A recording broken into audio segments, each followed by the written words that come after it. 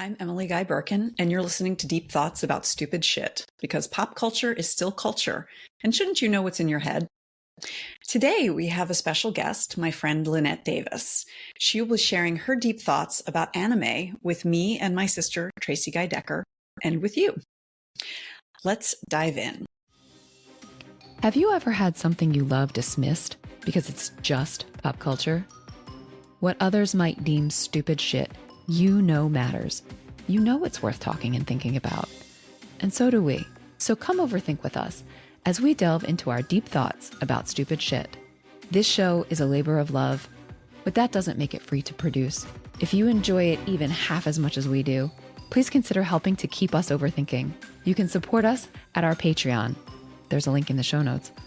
Or leave a positive review so others can find us. And of course, share the show with your people. Like to just have a quick introduction to my friend Lynette. She is a writer, a spiritual director, and mental health peer advocate. She believes stories can change the world and create meaning and life, and enjoys holding sacred space for healing and spiritual deepening that integrate expressive arts. Lynette writes at the intersection of mental health, spirituality, and the creative life on Substack at lynnettedavis.substack.com, link in the notes. Lynette is also the author of Success to Die For, breaking down assumptions about anxiety, depression, and suicide and their impact on businesswomen, and a contributing author of Illuminate, a Quaker Bible study series by Barclay Press. As a self-proclaimed blerd, as in black nerd, she adds her geeky interests into the mix and may spontaneously go on a tangent about anime, which is what we're hoping we'll have her do today. So welcome to the podcast, Lynette. Thank you. So I was really excited to have you come on to talk about anime, in part because I know that you really love the genre. And it's one that Tracie and I were just talking before we started recording about. We're a little intimidated by it. I've watched some of the Studio Ghibli movies. My youngest got interested in Naruto recently and has been going around playgrounds doing the Naruto run, which, Tracie, is you run forward with your hands behind your back. Which is adorable. But other than that, I know very little about anime, about the genre, about like why it is as beloved as it is and what it represents. And so we were hoping to kind of have you talk about it. So Tracie, what do you know about anime? Yeah, it's a hole for me as well in my sort of understanding of pop culture. I have like bumped up against it mainly through my daughter, who is 11, who really got into Death Note for a while and has liked a couple of other shows. I'm not going to be able to come up with the names of. Demon Slayer, maybe. So like when we go into like Hot Topic, she'll like explain what I'm looking at on some of the t-shirts and stuff. But that's it. That's really it. And I, as Emily said, I am also intimidated because it feels like such a huge fandom that I don't know the rules or the sort of the story beats. And I definitely am on the outside looking in, and I'm a little bit jealous. So I'm excited. I'm really excited to hear from you, Lynette. So let's stop talking and let you talk. Why do you love anime? Why is anime sort of the thing that you go off on tangents about? Yeah, well, first I want to like nitpick at something. Anime itself is not a genre. It's, I would say it's more of, it's a medium of media. Okay. Because anime itself has many genres. And I got into it specifically through the genre of sci-fi. I was introduced to it via if I had to think back, most likely my, at the time, stepfather, who was a big movie buff and a big sci-fi buff. And he had all of these VHSs, like boxes of them, mountains of them. And he had some really old ones. And I think maybe the first one that I watched was probably Astro Boy. And there were a whole bunch of other things that I just don't remember because I was just too young. But I just thought they were all cartoons. And technically speaking, in Japan, they are. A lot of people make it out to be like this completely separate thing. But anime is basically saying Japanese animation. So, like, let's debunk that right there. Yeah, cool. Mm-hmm. So for those who are like, I'm really intimidated, I'm like, in simplified terms, it's the animation that comes out of studios in Japan. Mm-hmm. And I think what really set things off for me was Akira, which I'll say it, or Akira. Mm-hmm. Sure. Which was a cyberpunk genre, which is a subgenre of sci-fi. And it came out in the late 80s as an anime, I think. And I must have caught it in the early 90s. So I've essentially been a fan of watching anime since the 90s. I'm an early 90s generation, which there are definitely generations of fans. And that pretty much set it off for me, getting me into that. But I would have to say it wasn't so much because it was anime or animation or anything. I think really what it was for me was the sci-fi. I was already just really enjoying it. And when I saw it in cartoon form, I was just like, what is this? And honestly, Akira was the one that just got me completely interested in sci-fi animation specifically.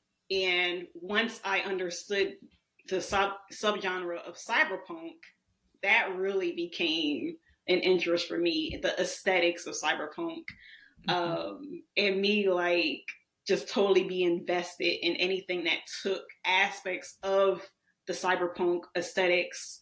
For instance, The Matrix, which definitely took aesthetics from cyberpunk genre.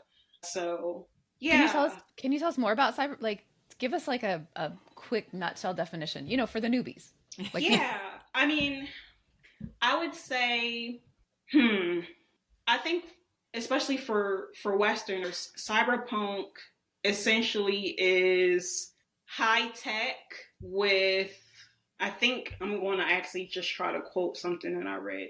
High tech, low life, or low life, high tech. Mm-hmm. So a lot of cyberpunk genre is dystopian, futuristic. Like, is Tank Girl cyberpunk? I'm not sure. Not sure if I heard of that. Oh, okay. Cool. I think you'd like Tank Girl. It's only the comic book and then that one movie, right? That movie, Trace? yeah. I think We're so. going to have to check that out. Yeah. It's pretty amazing. Describing The Matrix as cyberpunk just blew my mind because, yes, that fits. I think of the aesthetic of cyberpunk as like the Victorian cyberpunk, because that's where I see it most often, where it's like, it's high tech. Oh, yeah, steampunk. Yes. Yeah. Yes. So yeah, that's where I think of it. And so but I guess like William Gibson would be kind of like cyberpunk as well. What about Blade Runner? Yeah. Oh, yes. Blade Runner. Definitely Blade Runner. Okay. As a matter of fact, a lot of anime that takes after cyberpunk genre were inspired by the novel Blade Runner. Okay. All right. Yeah. Okay. The movie that came out. So high tech, low life. That's Blade Runner is where I went after Tank Girl. So okay, yeah. I'm with you now. I am with you. Yeah. So I realized then, although parts of Akira when I was a kid, I was like, what the heck am I watching? Sure. Like, and actually I feel that way about a lot of cyberpunk. I'm like, what is this?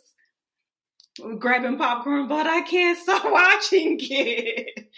I think for me, I grew a love for that genre because a lot of the very first anime that I really loved, which was Akira, Ghost in the Shell. One of the anime I was going to bring up was Psycho-Pass, and a newer one that is definitely cyberpunk, and I loved it, was Akudama, which I thought was just great. Yeah, I really got into specific genres, whereas I think with a lot of anime fans, especially the new ones that are coming in, they tend to like what you were kind of talking about with Naruto, and I forgot what was the other one that you just said, which are all shonen, which is basically boys, like a boy genre. It's usually action and very popular, and that's what's making anime, in my opinion, very popular mainstream.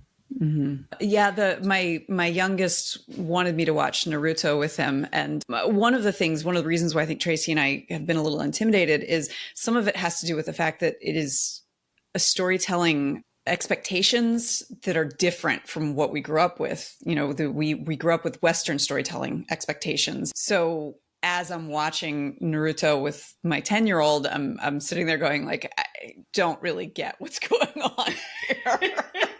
And I think some of that has to do with it. There's a difference in what an audience is going to expect from a story structure. If you grew up with Western story structures, Western ideas of what constitutes conflict, ideas of, you know, what you spend time on in a story. And so kind of getting past that feeling of difference, I think can be part of what can be a little difficult for Western audiences to get into. But then there's, with Naruto, I know what my son really loved about it was something that was very universal. It was a story of this boy who's an underdog and coming into his own powers and learning to have friends and all of those things, which are very, very universal. So even as the story beats were a little weird for me, I was sitting there going like, what am I watching? What's going on? Why are we watching this? There were aspects of it where I could tell, oh, I understand why my kid loves this and is running with his arms behind him whenever he's on the playground. I'm laughing so hard at that. I'm like, wow, a new generation of Naruto runners. They were doing that when my little brother was a kid. I happened to miss that, but because the boys were not doing the Naruto run when I was in grade school. I don't think it was out yet, quite frankly. We grew up on Dragon Ball Z. So Dragon Ball Z and Sailor Moon were like the main things. But like I said, I was already watching it, but I didn't know it was anime. I didn't know that it was anime until I think I was in my 20s. So I think you said something really important that I didn't think about is how do we come and approach anime? I approached it from the level of sci-fi. So I wasn't really aware that I was watching anime. And so my perspective on why I was interested in it is probably going to differ for those who are watching shonen anime like Naruto or Demon Slayer is another one that you mentioned. Those are all shonen genre. And I would say the inside joke is a lot of those fairy tale, Bleach, and all of that. It has this theme of the power of love and friendship will save the day. And it's definitely... So the shonen genre is kind of like My Little Pony? Is that what I'm hearing? No, My Little Pony is something different. Although, I mean, there are bronies. But yes. Maybe we'll talk about that one day. Yeah, there seems to be this definite theme in the show that is like the power of friendship will help save the day, and a lot of them are underdog stories, which is kind of what Emily was talking about that her youngest likes. So you named shonen genre as sort of like the boys. Is that in contradistinction? Are you sort of separating that from your the sci-fi and cyberpunk that you were drawn to? Were those less kind of male driven? I wouldn't say that they were less male driven. It's just those are the specific categories that those anime are labeled under. So Demon Slayer, Naruto, and the other ones that I mentioned, those are all classified as shonen. They are purposely marketed to a young boy audience. What happened is they just ended up mass appealing especially over, I can't speak of other places, but they ended up mass appealing over here in Western culture. And so I know Demon Slayer, the Demon Slayer movie, is like one of the highest grossing films in Japan. And it became one of the highest grossing anime, I think, of all time. So that's how popular that genre is. I am an anime underdog,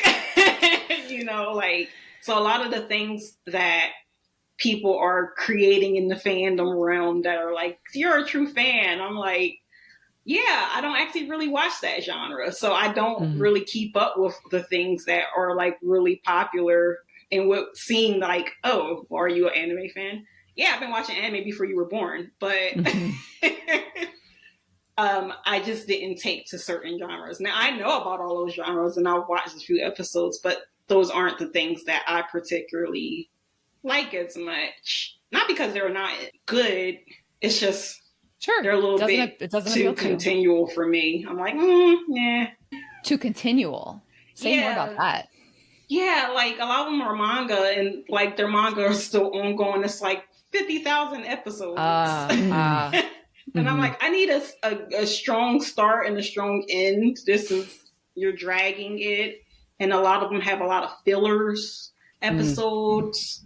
So like right now, because they created a live action on Netflix, One Piece, which was a very popular anime when I would say I would say around my brother, who is about 4 years younger than me, when he was coming up in high school, that was very, very popular.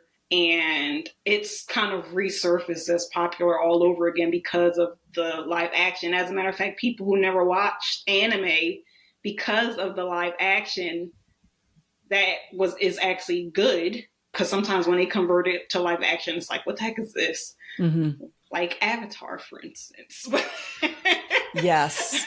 But apparently they did that one good. It's bringing in new anime fans. So that's a really interesting moment that you're pointing to your nitpick point where you corrected us in the beginning that it's a medium. It's not actually a genre. So yeah. So this is so when we make a live action of something that had been in an anime or had been manga, which is, just make sure that I have this right, manga is Japanese comic books. Yes. So graphic novels, but from Japan specifically. Yeah. And that's the same as anime. It's a medium, not a genre. Correct. Yeah. So that when we take it from manga to anime, we're moving it from one medium to a related but different medium. And when we take it from anime to a live action, again, that happens. So it's the same story, but different medium. Yeah. And sometimes they switch it up. So yeah, a little bit. Like sometimes they stick to the script and sometimes they don't. Right. Like any adaptation. Yeah. Yeah, that makes sense. That makes a lot of sense. Well, and that's interesting what you're saying about how you need to have a distinct beginning, middle, and end. Tracie and I have talked before about how, well, we are a bit commitment phobic about things that just keep going. I am not a fan of the Marvel Cinematic Universe because the number of films is too much. And my feeling is if you can't tell a story in 10 hours or less, then I'm not interested. But that's interesting to me. It seems like a cultural aspect of different media. Our last episode that we recorded was about the X-Files. And I was talking about how when it was airing and I was a huge fan, I went against the grain. I did not like the mythology episodes. And I think it was in part because even as like a teenager, young 20-something, I had this understanding that the mythology episodes weren't going to add up to much of anything because of the way American television works. Like you just keep trying to get more seasons to squeeze all the juice out of the lemon that you can. And so you often end up with a final season that makes no sense. Whereas in Europe, England specifically, like they will have, this is the story. It's going to be told in 6 episodes and then we're done instead of keep trying to come back for more.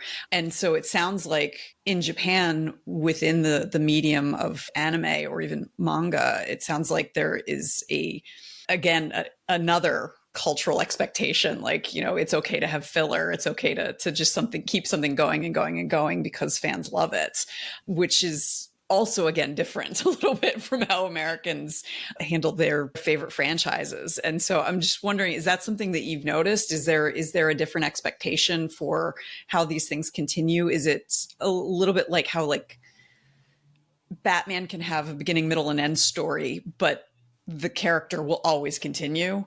Or is it more like the X-Files where they're like, well, the mythology doesn't make any sense anymore, but just keep going, just keep going.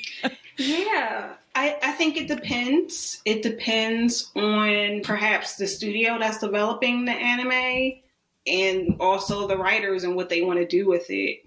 There have been instances where writers and mangaka, because a lot of them start as mangas, mangaka are the people that create the manga, where they burn out, and some of them have died or gotten really ill trying to keep up with the demands of the industry. Mm-hmm. So, and I know quite a few really popular artists that I've heard or read about that have had severe mental health issues because of that. And that might, I'm not sure if that might be a cultural thing. I don't pretend that I know a lot about Japanese culture, although spending a year in Hawaii, I got really acquainted with Japanese culture. But I won't pretend that I'm an expert on that because I watch anime. Like, I am not an expert on Japanese culture. I happen to just be a fan of an aspect that comes out of Japanese culture. So it's interesting. My spouse, when I met him, he was working for Honda in America. Honda in America had kind of the worst aspects of American corporate culture and Japanese corporate culture mixed together as one.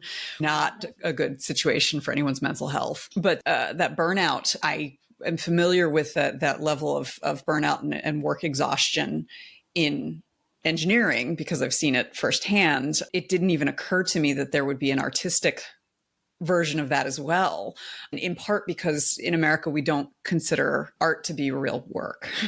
Yeah, if you're going to talk about those differences, that would be one of them, because this is a really big money industry. It's making waves here, especially when I first started going to like Comic Cons and anime conventions. There were not that many, and it was not something that you proudly said or you posted on Instagram or whatever. Instagram wasn't around yet. But I'm like, what did we have before Facebook? I don't remember. It's back in MySpace days. Yeah, MySpace. Or Friendster. Do you remember Friendster? Friendster. I was on Black Planet. Or Mi Gente, something like that. Like we didn't go around like, yeah, I'm going to the geek convention with my cosplay. But now it's become like this big thing. And speaking of Marvel, we have all the big Marvel stars going to it. And these people are making quite a bit of money because of the fandom culture that has increased and become popular. So it's interesting mentioning that. And Tracie and I think we talked before we started recording a little bit about gatekeeping within the fandom.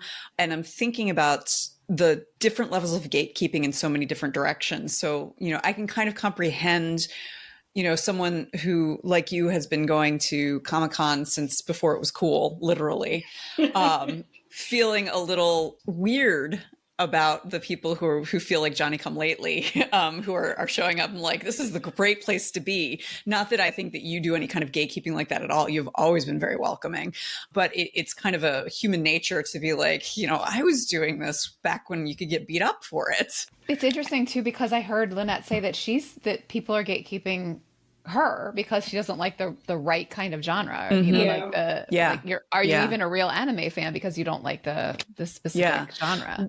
Well, and then I'm thinking about, so I draw not well. I like cartooning, and I took a class at Milwaukee Institute of Art and Design with this amazingly talented cartoonist who was like so intimidating. And I was very much the dilettante in the classroom because there were a lot of people who were very, very good, including some high school students who were trying to put together a portfolio. And the instructor who had gone to RISD, the Rhode Island School of Design, she was telling, especially the high school students, like, don't draw anime eyes, don't draw manga eyes, because that will immediately get you off the list if you put that in your portfolio to go to RISD or pretty much anywhere else. And so that I had that thought about gatekeeping there as well, because I'm sitting there and I couldn't do manga anime eyes if you paid me $1 million. Like I don't have that skill, but there's this kind of gatekeeping saying like, this is good cartooning. This is like low cartooning and like not worth it. And, they won't take you seriously at a serious institution. And then meanwhile, there's also like, this is our little geekdom. You can't join this little geekdom. And so you get all these weird hierarchies of what is the right kind of way to enjoy art, which is very weird because it's all about enjoying art and stories. There are so many directions we can go in this. And I try to catch myself too. For me, I'm enjoying personally, seeing so many people into this, it benefits me because with more people being interested in it, there's more events, there's more people I could talk to about it. I can come out and like, yeah, I like this. And it's like, oh, cool. You know, like, I think every February I post like 28 days of Black cosplay in celebration of Black nerd culture.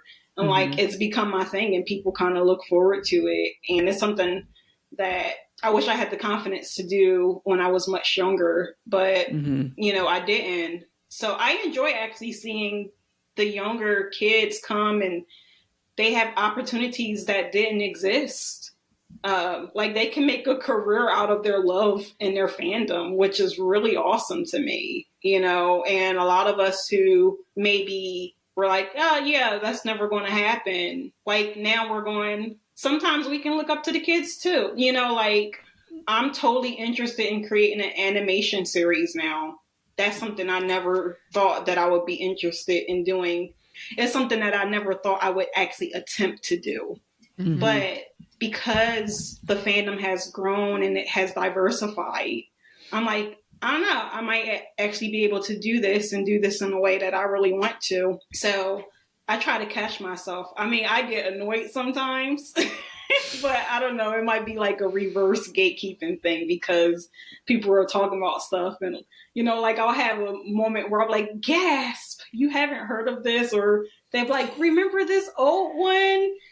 Or, you know, they'll talk about certain genre and I'm like, what is that? Or that's dumb. And I'm like, this is actually really good storytelling. Or, you know, but it's not so much a gatekeeping thing for me. It's kind of like, are you not seeing this? This is brilliant. Like, you know, so it's more like that too. I do try to catch myself because when I first came into anime, actually, you know what? I didn't have that much problem with gatekeeping. I was actually, yeah, I think I was like one of the only girls in my circle. And I think then the guys were just kind of like, yeah, she's cool. She's with us. And especially back then mecha, I would say, because mecha genre really came out in like the 60s. That's like all your robot and, you know, so Transformers kind of spinned off of that when that came out, and Gundam, big, oh my gosh, Gundam verse. It's like this big thing and a huge fandom. Actually, that's where I saw a lot of gatekeeping when I was first coming into it. But I think that anime fandom gatekeeping is not that far or different from Star Trek or Star Wars gatekeeping, to be honest. That sounds right to me based on just what you've shared here, and thinking about like growing up as a science fiction fan, even as like a white Jewish girl kid, you know, like that was like you say, it was not a thing that I like shared openly, you know? I mean, I wasn't going to conventions, but I totally would have. Like, yeah. Dad took us to one, remember? He did. I feel like he did, yeah. Yeah. And like, but I didn't tell people about that. Yeah. It was like not a thing that I shared. And it was actually kind of a thing that like, I mean, I loved it, but it was something I felt like I needed to keep secret in order for my street cred, or I don't know. That's not how I thought about it, but you know what I mean? I do. And that's what I'm hearing you say, right? Like that it was a thing that you loved, but you had to kind of keep close to the chest unless you knew you were safe with other fans, which is different than gatekeeping. Because the gatekeeping, right, is when the other fans are like, well, you're not a real fan because you're not like me. But this is more like that social pressure that if you're different, then you're not cool. And I'm really curious to hear what you both think about this, because what's occurring to me as the three of us are talking is that part of the problem for us, specifically the three of us, is that science fiction has been coded as male. Science fiction is a thing for boys. And so the three of us that we liked it, we were like, that's not supposed to be for you. And I'm wondering if you two are also feeling that, because that's where I'm like, I think when you said, Lynette, that you were often like the only girl in the circle, you know, in the circle of friends watching the anime, I was like, right, because it's not coded for us. How does that land? Yeah. That sounds about right. Like, I think that was one of the reasons why I didn't talk about my love of sci-fi. And like I said, it was my stepfather that introduced me to sci-fi.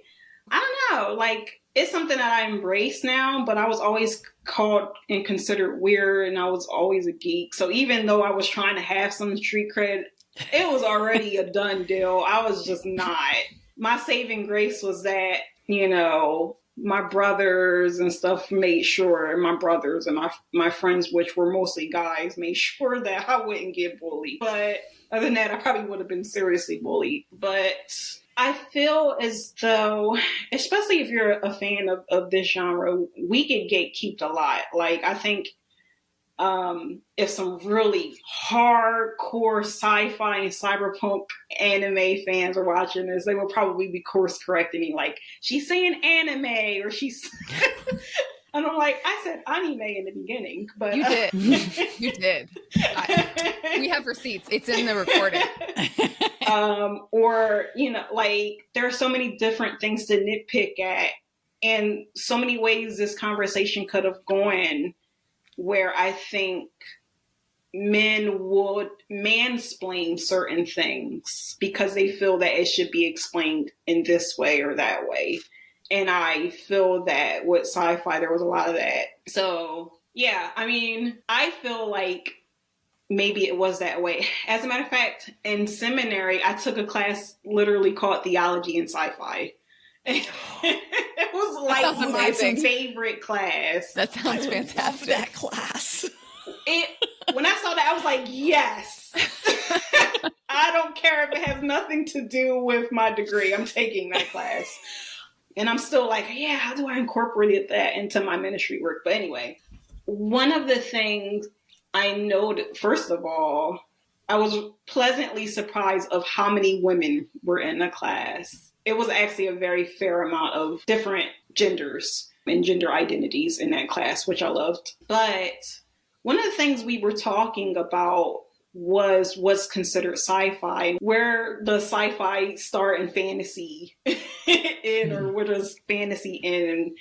And we brought up Frankenstein, and originally, you know, it was kind of classified like, yeah, this is sci-fi, but then it was like, oh, wait, a woman wrote this. No, it's fantasy, you know, and it's just like, oh, wait a minute.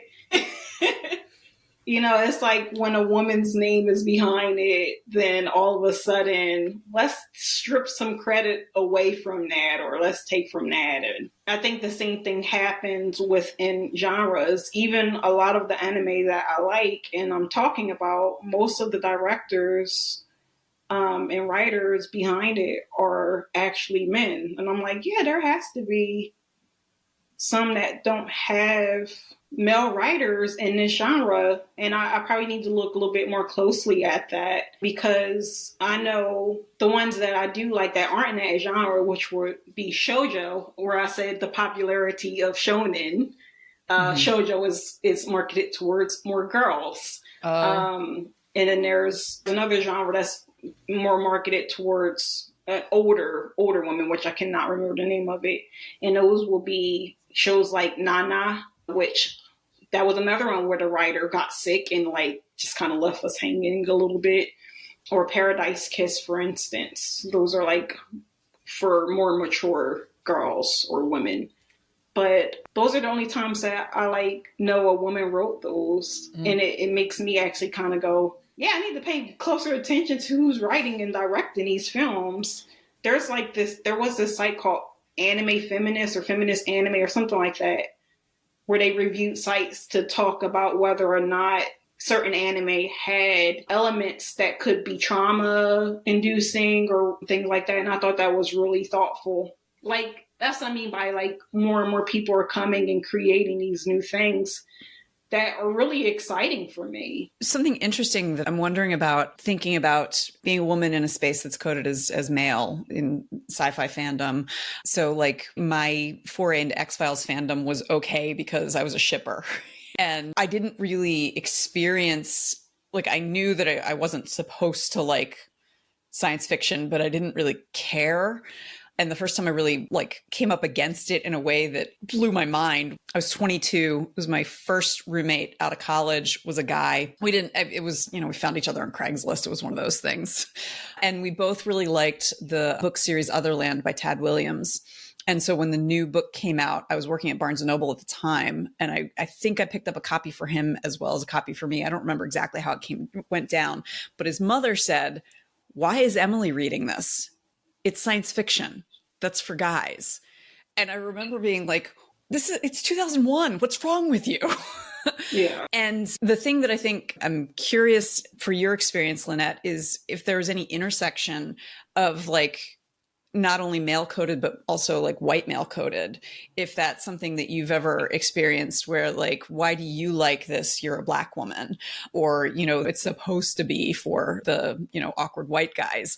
Because I know I had never heard the term blerd until it's probably been about 15 years ago now, but I know that that is something that existed for a lot longer than the first time I heard the term.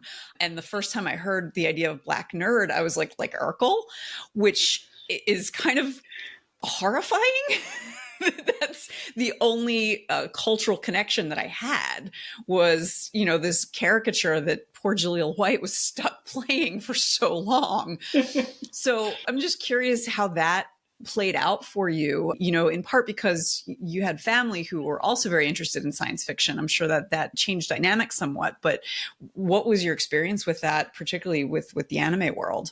I think in my case, I lucked out. I think especially modern blerd culture. And I had this conversation in the group before where people were talking about their experiences in schools and growing up and how hard it was to kind of integrate Blackness with all of the things that they were interested in. But I realized there was a difference. When I grew up, I went to schools with primarily Black children, and I had Black teachers. And I think that makes a world of difference, to be honest. So I did not leave the confines of a majority people of color city until middle school.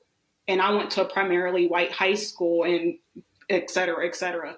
But I already had the foundation. And so I was already around a whole bunch of people of color. My school that I went to was actually very diverse. And the white people who went to the school, well, they were entrenched in hip hop culture. So they were like us. So being a Black nerd really was I was just a Black nerd, it wasn't really anything else. I didn't start understanding things like intersectionality until I went to all white schools and stuff like that. So I want to put that out there because I feel like that's actually important to context. Being raised in a majority white town, having white teachers versus me where that wasn't my upbringing. I was always around Black people and other people of color. And I had the wisdom of elders surrounding me, which is probably why I ended up being what they call an old soul. So in my case, it wasn't so strange because I had my uncles and my stepfather and stuff, and they were playing that knowing that I was there. So they didn't look at me any differently.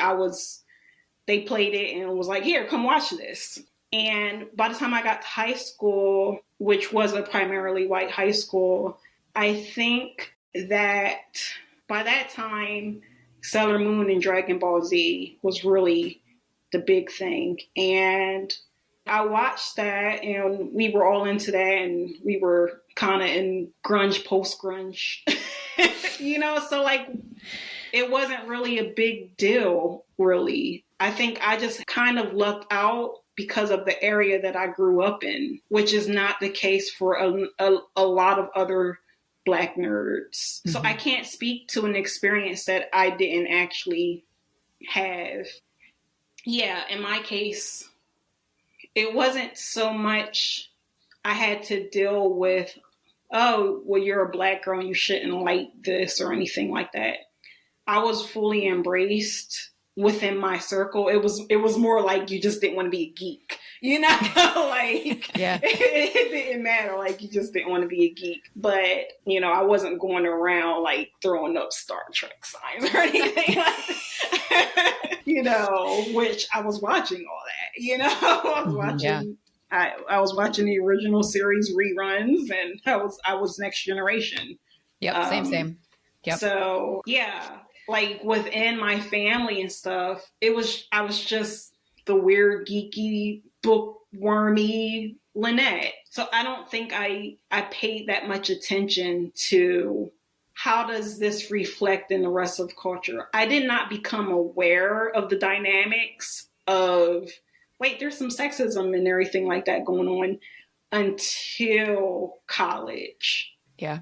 That's when that kicked in for me. So I'm not sure if I answered your question. You did actually. I think it speaks to how important it is to have just open and welcoming communities and the ability to see yourself reflected in so many different ways, and see people who are not like you reflected in so many different ways. Like that's one of the concerns that I have with where we are and where my sons are going to school. You know, it is majority white, and the teachers are majority white, and that's something like I want them to have the experience of knowing that not everybody looks like them, and that there are stories being told about people who are very different from them. And so, you know, it's a blessing that usually only white boys get. Yeah. And white girls too, but just that, you know, you get to see like, oh, I can choose to be anything because there's so many different ways to be.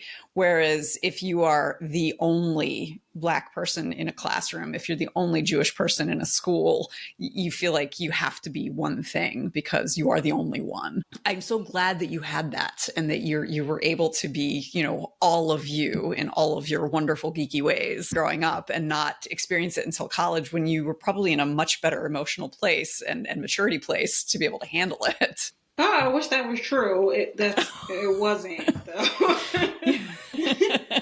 Because of other dynamics. But I see where you were going with that.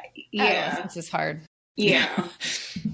Lynette, we have been talking a lot about sort of meta and fandoms and sort of the like bigger picture, and we're running out of time, but I want to give you the opportunity, since the focus of our show is usually like much more like drilled down. I heard you say that you wanted to maybe talk about, is it psychopaths? Yeah, we could talk a little bit about psychopaths. I like it's a lot to ask you to do something briefly, but can you just like, what is it and why do you love it? And then we can at least give you the opportunity to give us like a taste of like this specific piece that you wanted to bring to us. Like, what's the story? What are the characters? Why do you love it? Yeah. You know what? When I first was thinking about that, I haven't watched Psychopaths in forever. That's okay. It was just one of the first things that kind of popped out of my mouth, because it was a very clear cyberpunk genre, but also it's a psychological thriller, which is another thing that I really like. And sometimes I question my taste. I'm like, why do I like these things? But I think what was interesting to me about Psychopaths was, while I was in theology and sci-fi, one of the big questions that we kept asking as we analyzed different films and novels and books, I said books and comic books and stuff like that, was the question of what does it mean to be human? And what I enjoyed about Psychopaths is I felt like that was one of the anime that I could go, it's kind of asking us again, what does it mean to be human? What does it mean to be human? And then what does it mean for all of us humans to create a society? And why are we after this utopian society? And at what cost are we willing to have this utopian society?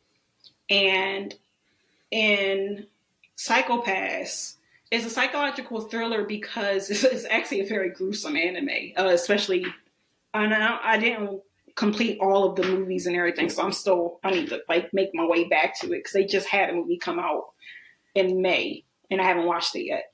But the premise of it is there is this system that pretty much guides society. It's called the civil system. And it pretty much is like this omnipresent system that is constantly monitoring our brain input, and whether or not we reach a certain score or have a certain color hue is what determines what our life will be, or whether or not we will be killed in the name of trying to make sure that everybody is positively happy in this society, or sent to a rehab center where you can learn to be happy again. And I was just like, oh my gosh, this is a society that's controlled by a system, and it makes decisions on your life based off of whether or not you have a high potentiality, I suppose, to commit crime. And the system is essentially there to judge everybody. And I think it goes more into that with season 2, whether or not the system deserves to be judged. But it's supposed to be objective and take out human subjectivity, hence democracy. There is no democracy because that's space in human subjectivity. And I thought that it was really good because it has that big overarching theme of what makes a utopian society. And in order to have it, what type of society are we going to create? Are we going to create a society that basically you are kind of puppets? And the question of who do we sacrifice for the greater good? You know, are you willing to sacrifice and get rid of or hide away certain populations of people in order for us to have this utopian, happy society? And that's the gist of what it was. In the background of it is a story of people who are these detectives who are supposed to uphold this system. And they're a 2-part team, essentially, of inspectors who are basically responsible for it. But mind you, in this society, you're supposed to remain happy. So if they're apprehending criminals who are actually doing crimes like murdering people and stuff, well, they don't want to touch that because that's too dirty for them. And so what they do is they create a team of these people called, basically they call them hounds, but I'm trying to remember the name of what they're called. Enforcers, who are latent criminals to actually do the dirty work for them. And the whole system is really interesting because like one of the enforcers was deemed a latent criminal at 5. So at 5 years old, because the system deemed that they had the potential to become a criminal, locked them away at 5 years old, and they did not get much of a choice in life on what they could be. It was like either be in isolation because they had a 0 probability of being able to be reformed to be a citizen in society or become an enforcer. There was so many themes in this anime that just pissed me off and also made me so interested. And I think probably because of the antagonist in the story, who happened to love dystopian literature in Shakespeare and actually quotes 1984 in the anime. And you see him constantly reading different dystopian literature, you know, so, you know, he's reading all of these philosophers and quoting them. So I'm like, this has to be good. You know, if you're going to bring all this philosophy into this. And it's just really interesting perspectives. It's like sometimes people, especially when it seems like here's this force for good, and here's this force for evil, and you want to go for that. But because the antagonist is doing such gruesome things and manipulating the system a certain way to make a point, it's like, I can't really side with you. So that's like me trying to like drum this down into like a really narrow thing. You sold me. I'm gonna check it out. I have to watch this now because that is all of my catnip right there. I think what I'm hearing that I think is really like the thing that's clicking for me is that this person, who also has this very rich spiritual life, like the idea that this piece of art that really asks deep questions about what is worthiness, like what is human worthiness, the fact that that appeals to you who also has this deep spiritual connection, like makes perfect sense to me. Like that really makes sense because like thinking about worthiness and what it means to be human, and like opportunities for redemption, like those are all beats that appeal to people who spend time in seminary.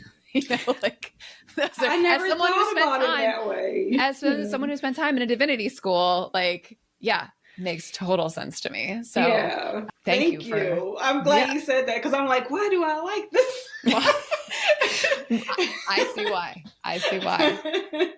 I had like as you were describing it, there were a bunch of things that kind of came up for me, like the Ursula K. Le Guin story, "Those Who Walk Away from Umlaut," and gosh, a couple other things like where it's the same sort of like, at what price do we put social good?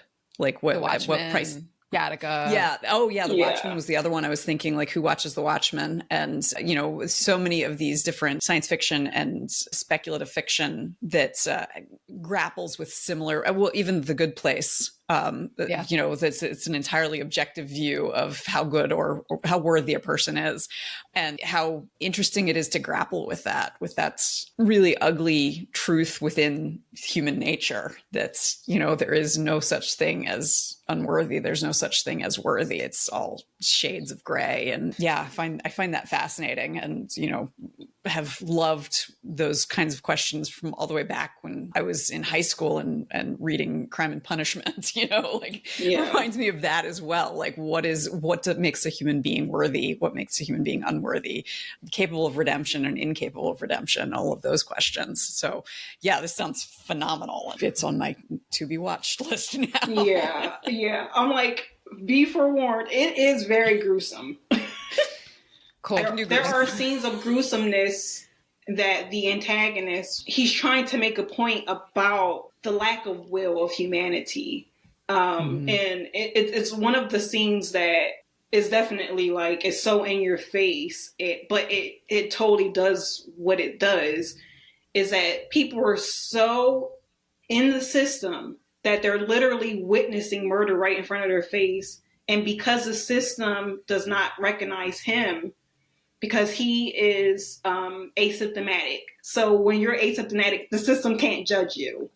So to prove a point of this thoughtless system, there's this really gruesome scene of somebody getting murdered, and everybody's literally sitting there around watching it happen in shock, and they don't know what to do, and they don't want to get angry or emotional because then it will change the color of their hue, and then they will become criminals. Wow. Wow. So this has been delightful. And we've taken a lot of your time already. So I'm going to try quickly to kind of recap what we talked about. Feel free to nuance or correct or add. But I'm going to start from the very beginning, which is that Emily and I were mistaken because anime is not a genre. It is a medium in which there are many genres. And I heard from you, Lynette, that your favorite is sci-fi, and within that, even cyberpunk, which tends to be a dystopian kind of sci-fi, high-tech, low-life. I like it. And we actually had pretty ranging conversation, right? So we talked about the ways that science fiction has been coded by gender, especially in the West, but it sounds like not just in the West, since there are specific genre coded by gender coming out of Japanese studios.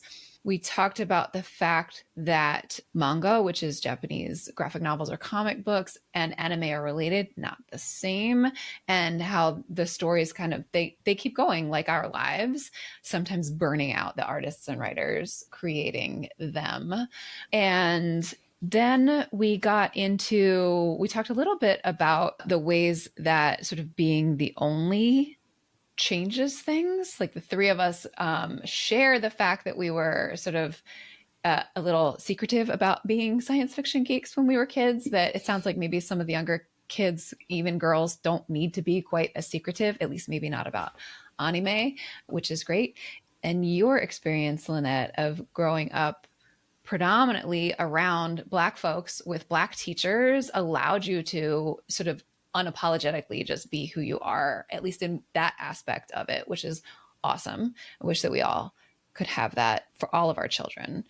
And lastly, that I remember, and you guys are going to add, I invited you to share a bit about Psychopaths, which sounds like is a dystopian psychological thriller that asks deep questions about human worthiness, about what we're willing to sacrifice in order to have a utopian or good, I'm putting quotes around that word, society, and who we're willing to sacrifice for that, and some of the consequences of those sacrifices. And what did I forget? Well, we talked a little bit about gatekeeping in a way, and how that can affect someone's experience of a medium or genre or fandom, and the ways in which like gatekeeping kind of reflects a sort of snobbery. And there's different types of snobbery. You know, there's the Rhode Island Institute, Rhode Island School of Design. Yeah, where it's not going to allow people in who are drawing manga style snobbery. But then there's also the, oh, well, if you don't watch this, then you're not really a fan of anime, you know, and if you don't pronounce it correctly, you're not really a fan. So like there's all these different interlocking levels of snobbery of which seems to be like, I don't reject you. You don't reject me. I reject you. It feels like. Is there anything else that we missed, Lynette, that you would love to put an underline underneath of?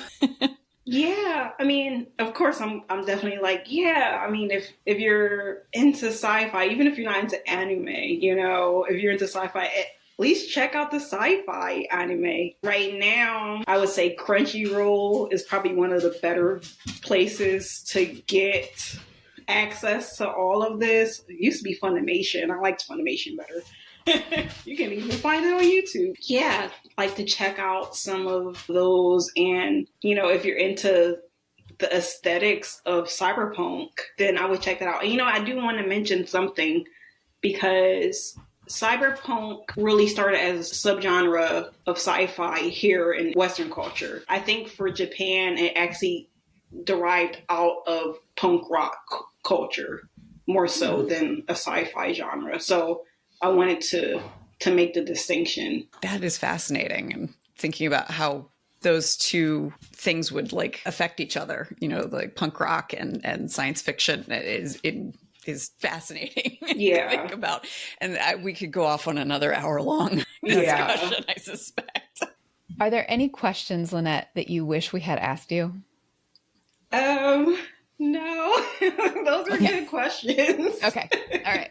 So I want to give you the opportunity to share what we forgot to ask. Okay, Where can our listeners find you, Lynette? What's the best way for them to see all the different things that you're doing, order a copy of your fantastic book, any of those things? Where can they find you? Yeah, I would say my main hub, LynetteDavis.com. And that's going to link to my Substack and my book and everything else. Be forewarned, most of my stuff is mental health and spirituality. But I think even in my Substack newsletter, I put, you know, there's a subtle hint of Blerd. Yeah. And we will make sure to put the links in the show notes, folks. So if you can't remember, find the show notes and we will link to Lynette's website and Substack. Yes. So Tracie, I believe next time you are going to be hosting. What are we going to be talking about next time? Yes, it's my turn, and I am going to be sharing my deep thoughts about Fraggle Rock. Hey, down in Fraggle Rock. Well, thank you so much, Lynette, and I will see you next time, Tracie. Bye. Bye. Thank you. Thanks for listening. Our theme music is Professor Umlaut by Kevin MacLeod from Incompetech.com. Find full music credits in the show notes. Until next time, remember, pop culture is still culture. And shouldn't you know what's in your head?